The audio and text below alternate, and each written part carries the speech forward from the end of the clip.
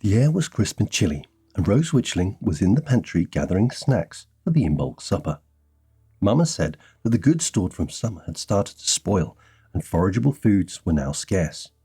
It was that time of year again when all the neighbours would come together for one big feast to eat and share what could be saved.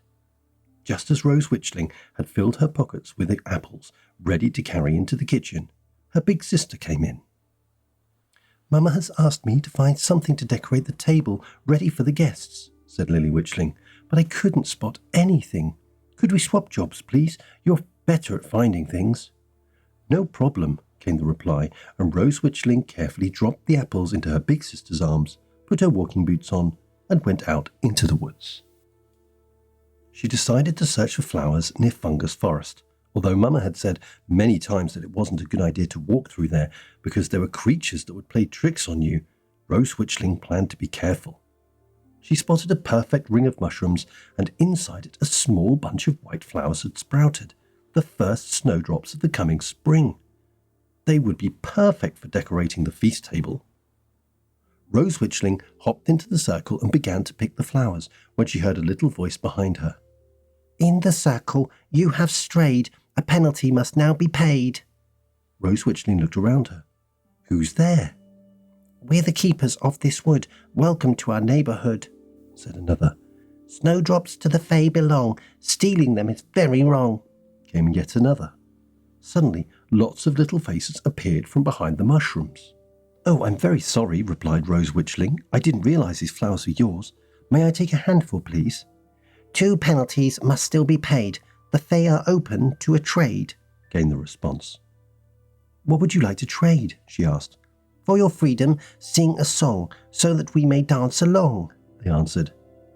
"But I don't really know any songs," began Rose Witchling in protest. Then she remembered what day it was. Imbolc, Lady Bridget's day. Mama always said that if you needed a little inspiration, call on the goddess of creativity to inspire you. So she did just that.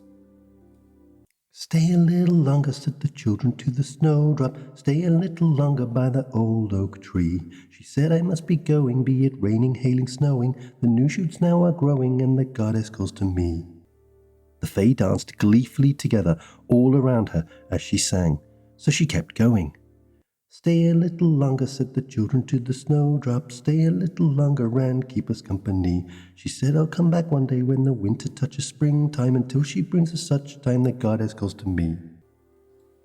A tiny round of applause surrounded her all at once, and she smiled humbly in return. "Now may I take some snowdrops?" she requested. "To take our flowers, leave a gift, else our friendship gets a rift." What could I leave? Rose Witchling wondered.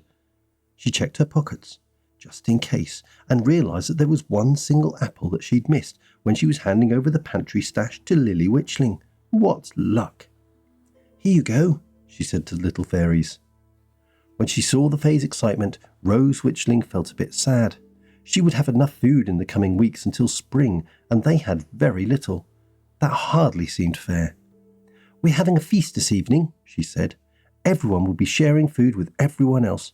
Come to my house later, and I will gladly put together a plate for you."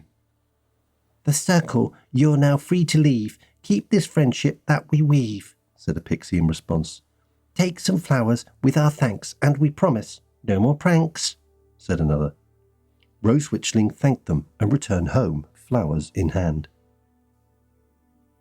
When she arrived, she went straight to the dining room where the feast would be held, and placed her hard-earned prize in the vase sitting on the table. There weren't much, but they were enough. A perfect symbol for this Sabbath, Rose Witchling thought to herself. She then wandered into the kitchen. The air smelled amazing with all sorts of tasty foods. Mama had spent the day cooking up a storm.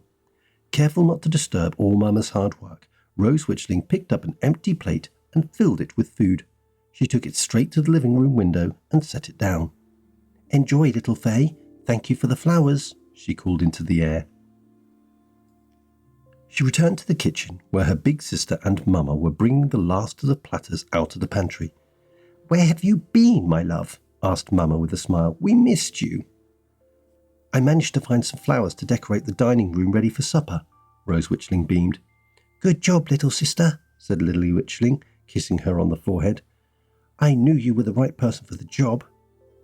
"Come on, little witchlings," said Mama, handing a platter to each of the girls. "It's time to set the table. Our neighbours will be arriving soon." When they walked into the dining room, everyone gasped in surprise. The entire room was decorated from floor to ceiling with holly banners, plant-woven ivy and little twig stars. The table was garnished with all kinds of colourful mushrooms and posies. It looked absolutely spectacular. "Oh my goodness," cried Mama excitedly. "It's fantastic. How did you find the time to do all this, my love?" "I didn't," said Rose Witchling. "I only found those snowdrops in the vase there." "Perhaps it was the pixies," teased Lily Witchling with a grin. "Yes, you're right," replied Rose Witchling, spotting the now empty plate on the windowsill. Lily Witchling and Mama just smiled at each other and shrugged their shoulders. The supper was amazing.